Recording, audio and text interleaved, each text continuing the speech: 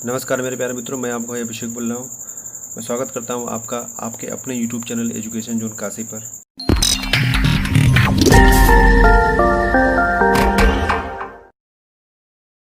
जैसा कि मैंने आप लोगों से कहा था कि मैं अब आप लोगों के लिए मेंस्ट्रुएशन स्टार्ट करूँगा, तो मेंस्ट्रुएशन का ये पहला वीडियो है। और मेंस्ट्रुएशन में सबसे पहले हम लोग पढ़ेंगे पेरीमीटर एंड एरिया, ठीक है। उसके बाद जब ये टॉपिक कवर हो जाएगा, उसके बाद हम लोग देखेंगे वॉल्यूम।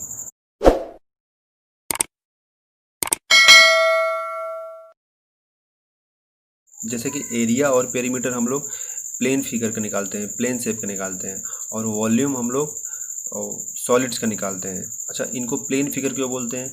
क्योंकि इनमें केवल 2 डायमेंशन होते हैं, मतलब लेंथ और विड्थ, मतलब लंबाई और चौड़ाई। और सॉलिड्स में क्या होते हैं? लंबाई चौड़ाई के साथ साथ ऊंचाई भी होती है, मतलब उसमें 3 डायमेंशन होते हैं, इसलिए हम लोग उसका वॉल्यूम निकालते हैं, ठीक है। पहले हम लोग पेरीमीटर और एरिया निकालना सीखेंगे सारे शेप्स का। जैसे कि रेक्टेंगल हो गया, जैसे इसको बोलते हैं हिंदी में आयत, ये हो गया स्क्वायर, इसको बोलते हैं वर्ग, ये हो गया आपका ट्रायंगल, त्रिभुज, पैरेललोग्राम, समांतर चतुर्भुज, रोम्बस, समचतुर्भुज, सर्कल, और ये पेंटागन है और ये हेक्सागन है, ठीक है, पंचभुज और षष्ठभुज। उसके बाद हम लोग वॉल्यूम निकालना सीखेंगे। वॉल्यूम हम लोग क्यूबॉइड का निकालेंगे, क्यूब का निकालेंगे, ट्रायंगुलर प्रिज्म होता है उसका निकालेंगे, और ये स्फेयर है, ठीक है, स्फेयर मतलब गोला, गोले का हम लोग वॉल्यूम निकालेंगे। धीरे धीरे हम लोग सारी चीज़ों को कवर कर लेंगे। पहले मैं आप लोगों के लिए आज रेक्टेंगल और स्क्वायर का पेरीमीटर निकालना सिखाऊंगा और एरिया निकालना सिखाऊंगा, और उसके बाद हम धीरे धीरे सारे शेप्स का पहले आपको एरिया और पेरीमीटर निकालना सिखा दूंगा, उसके बाद मैं आप लोगों को वॉल्यूम निकालना सिखा दूंगा। तो आज हम लेके चलते हैं रेक्टेंगल को और स्क्वायर को। आइए थोड़ा सा हम लोग रेक्टेंगल और स्क्वायर की थोड़ी कुछ प्रॉपर्टीज़ देख लेते हैं, क्योंकि ये हमको पता रहेगी तभी हम लोग क्वेश्चन को आसानी से सॉल्व कर सकते हैं। रेक्टेंगल ये हो गया आपका स्क्वायर। अब आइए हम लोग थोड़ा सा रेक्टेंगल की और स्क्वायर की प्रॉपर्टीज़ देख लेते हैं, क्या क्या प्रॉपर्टी इनमें होती है। रेक्टेंगल, इसको हम लोग हिंदी में आयत भी बोलते हैं, आयत, और इसको हम लोग हिंदी बोलते हैं वर्ग, ठीक है। तो सबसे बड़ी प्रॉपर्टी होती है कि ये चतुर्भुज होते हैं, ठीक है, दोनों चतुर्भुज है, क्वाड्रिलेटरल है, दोनों क्वाड्रिलेटरल होते हैं। तो इनकी प्रॉपर्टी ये होती है, आप लोग प्रॉपर्टी को नोट भी कर सकते हैं, हम जैसे मैं बोलूँगा आप लोग उसको लिख भी सकते हैं अपने नोट्स पे। रेक्टेंगल में सारे एंगल होते हैं 90 डिग्री के, ठीक है। और इसकी जो आमने सामने की साइड होती है, मतलब आमने सामने की जो भुजा होती है, वो क्या होती है? इक्वल होती है और पैरेलल होती है, ठीक है। ये इसके पैरेलल हो गए और ये साइड इसके पैरेलल होगी। ये जो तिरछी लाइन जाती है इसको बोलते हैं डायगोनल, ठीक है। तो ये डायगोनल की प्रॉपर्टी क्या होती है कि रेक्टेंगल के डायगोनल जो होते हैं एक दूसरे को इंटरसेक्ट करते हैं, ठीक है, मतलब विभाजित करते हैं। और वहीं अगर हम स्क्वायर की बात करें तो स्क्वायर ये भी एक चतुर्भुज होता है, क्वाड्रिलेटरल होता है। इसकी जो सारी साइड होती हैं ये क्या होती हैं? इक्वल होती हैं और एक दूसरे के पैरेलल होती हैं, ठीक है। और इसके एंगल भी क्या होते हैं? 90 डिग्री के होते हैं, ठीक है। इसके एंगल भी, सारे एंगल 90 डिग्री के होते हैं। और जो इसका डायगोनल होता है, इसका डायगोनल भी एक दूसरे को सीधा बना है, इसका डायगोनल भी क्या करता है? एक दूसरे को इंटरसेक्ट करता है, मतलब बीच में से विभाजित करता है। और एक प्रॉपर्टी इसमें और ऐड हो जाती है कि इसके डायगोनल बीच से विभाजित तो करते ही हैं, ये 90 डिग्री पे भी काटते हैं, ठीक है। जबकि रेक्टेंगल के डायगोनल केवल इंटरसेक्ट करते हैं, केवल विभाजित करते हैं, ये 90 डिग्री पे नहीं काटते हैं, ठीक है। इतनी सारी बातें हो गई। मैं आप लोगों को जितनी जितनी बातें बता रहा हूँ आप लोग उतनी ही याद करिए। बाकी इसकी और सारी प्रॉपर्टीज़ हैं तो वो जब हम लोग ज्योमेट्री पढ़ेंगे तब देखेंगे। लंबाई को हम लोग एल से डिनोट करेंगे और चौड़ाई को हम लोग बी से डिनोट करेंगे, ठीक है। तो और इसी के बेसिस पे हम लोग सारा फार्मूला बनाएंगे। लेंथ को हम लोग एल से डिनोट करेंगे, ब्रेड्थ को हम लोग बी से डिनोट करेंगे, ठीक है। और एरिया को हम लोग ए से डिनोट करेंगे, पेरीमीटर को हम लोग पी से डिनोट करेंगे, ठीक है। और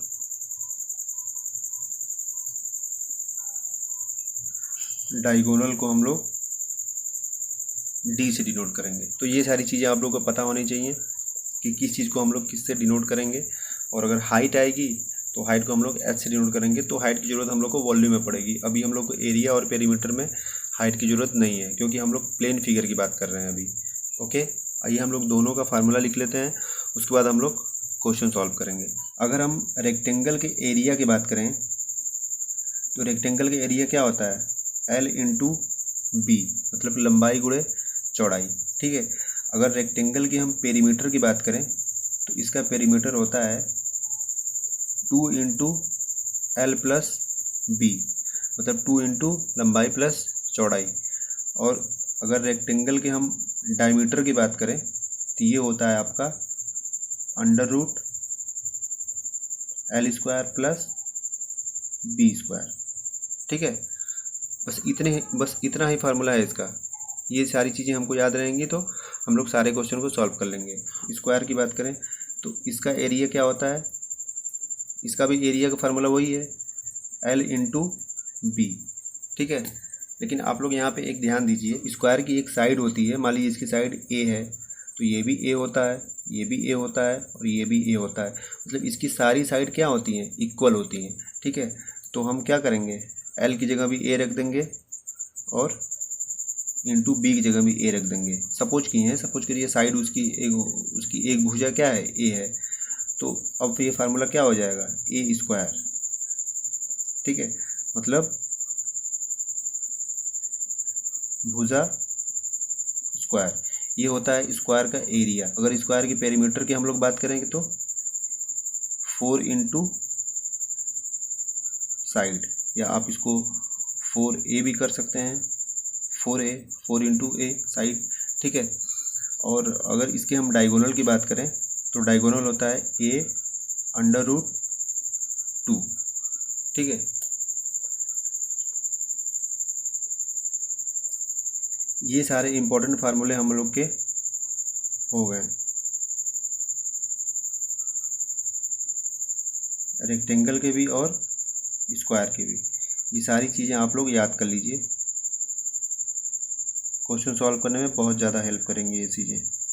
हम लोग के सारे क्वेश्चन इन्हीं फार्मूले से सॉल्व हो जाएंगे। आइए अब इसी फार्मूले के बेस पे हम लोग कुछ क्वेश्चन सॉल्व कर लेते हैं, जिससे आप लोग को और कॉन्सेप्ट क्लियर हो जाएगा।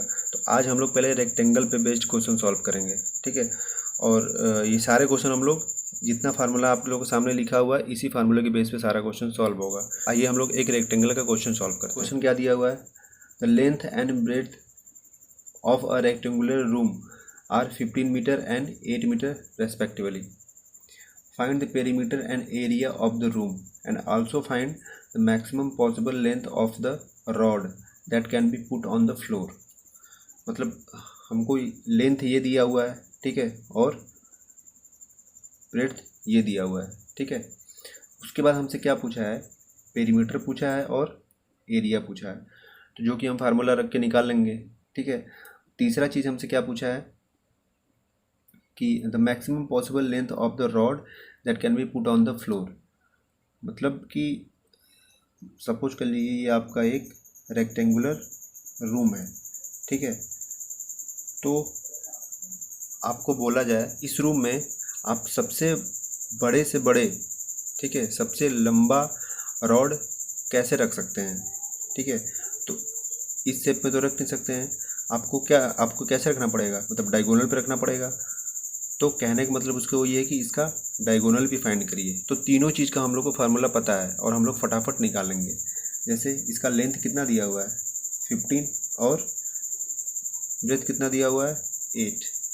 तो हमको एरिया फाइंड करनी है। तो एरिया क्या होता है L इंटू बी, तो आ जाएगा आपका 15 इंटू 8 इज इक्वल टू 120। और ये सारी चीज़ें किस में दी हुई हैं, मीटर में, तो आपका क्या हो जाएगा मीटर स्क्वायर, ठीक है, या हिंदी में वर्ग मीटर। एरिया का यूनिट क्या होता है वर्ग मीटर, ठीक है। दूसरा चीज़ हमसे क्या पूछा हुआ है पेरीमीटर। तो पेरीमीटर का फार्मूला क्या होता है 2 इंटू एल प्लस बी, तो इज इक्वल टू हम निकाल सकते हैं 2L कितना है 15 प्लस B कितना है 8। ठीक है, इसको हम लोग कैलकुलेट करेंगे तो ये आ जाएगा 2 इंटू और 15 प्लस 8 कितना हो जाएगा आपका 23। ठीक है, और इसका हम मल्टीप्लाई करेंगे 2 3 जा 6 2 2 जा 4। ये आपका आएगा मीटर में, क्योंकि ये क्या है लेंथ है कि नहीं। ये आपका पेरीमीटर है, पेरीमीटर लेंथ होता है। तो अच्छा पेरीमीटर क्या होता है length of boundary, total boundary की लेंथ को बोलते हैं हम लोग पेरीमीटर। ठीक है, और एरिया किसको बोलते हैं इस पूरे बाउंड्री के अंदर कितनी स्पेस है। ठीक है, टोटल स्पेस को हम लोग एरिया बोलते हैं और लेंथ ऑफ बाउंड्री को हम लोग पेरीमीटर बोलते हैं। ठीक है, तो हमारा पेरीमीटर भी निकल गया और एरिया भी निकल गया। थर्ड चीज़ हमसे क्या पूछा है, मतलब मैक्सिमम पॉसिबल लेंथ पूछा है, मतलब कोई भी इतने बड़े रूम में हम लोग सबसे बड़ी रॉड कैसे रख सकते हैं, तो वो डायगोनल पे ही रख सकते हैं। मतलब हमसे डायगोनल पूछा है, तो हम लोग क्या करेंगे अब डायगोनल सॉल्व कर देंगे। और डायगोनल का फार्मूला हम लोग क्या जानते हैं L² plus B² is equal to, सबकी वैल्यू रख देंगे। L² मतलब 15 का स्क्वायर कितना आता है 225 प्लस B का स्क्वायर मतलब 8 का स्क्वायर 64। ठीक है, इसको सॉल्व कर दीजिए। 5 और 4 कितना हो गया 9, 6 प्लस 2 8 और ये आपका 2 ही रहेगा, और ये किस में रहेगा अंडर रूट में।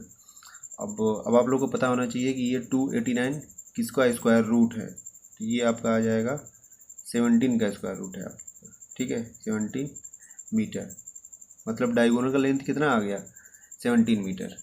तो हमसे एरिया पूछा था, एरिया आ गया हमारा 120 मीटर स्क्वायर, पेरीमीटर आ गया हमारा 46 मीटर और डायगोनल आ गया हमारा 17 मीटर। ओके, तो इस प्रकार से हम लोग कोई भी हमको रेक्टेंगल दिया रहेगा उसका तीनों चीज़ हम लोग फाइंड कर सकते हैं। ये केवल आप लोगों को एक इंट्रोडक्शन देने के लिए ऐसा क्वेश्चन था, बाकी हम लोग क्वेश्चन बहुत अच्छे लेवल का करेंगे आगे चल के। और एक क्वेश्चन मैं आप लोगों को और बता देता हूँ, इसमें सेकंड क्वेश्चन थोड़ा अच्छे लेवल का है। सेकंड क्वेश्चन में क्या दिया हुआ, a rectangular field has its length and breadth in the ratio of 16:9। If its perimeter is 750 what is its area. मतलब कोई रेक्टेंगुलर फील्ड है। ठीक है, पहले हम लोग एक रेक्टेंगल बना लेते हैं। कोई रेक्टेंगुलर फील्ड है, उसका लेंथ और ब्रेथ में हमको रेशियो दिया हुआ है। ठीक है, क्या दिया हुआ है L/B इज इक्वल टू कितना है 16:9। ठीक है, तो जहाँ जब भी कोई रेशियो दिया होता है आप लोग एक कांस्टेंट वैल्यू मान लिया करिए। हम लोग x मान लिए, ठीक है कांस्टेंट।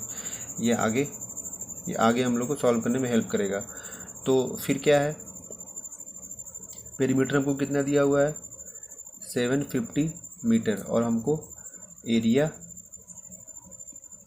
फाइंड करनी है। तो आप लोग के माइंड में तुरंत क्लिक करना चाहिए कि हमसे एरिया पूछ रहा है। एरिया हम कैसे सॉल्व कर सकते हैं, हमको लेंथ और ब्रेथ पता रहेगा तभी हम लोग एरिया सॉल्व कर सकते हैं। और हमको लेंथ और ब्रेथ दिया नहीं है उनका, बल्कि हमको रेशियो दिया हुआ है। तो इस रेशियो की हेल्प से और इस पेरीमीटर की हेल्प से हम क्या करेंगे, लेंथ और ब्रेथ दोनों सॉल्व कर लेंगे। उसके बाद हम लोग एरिया आसानी से निकाल सकते हैं। तो पेरीमीटर का फार्मूला क्या होता है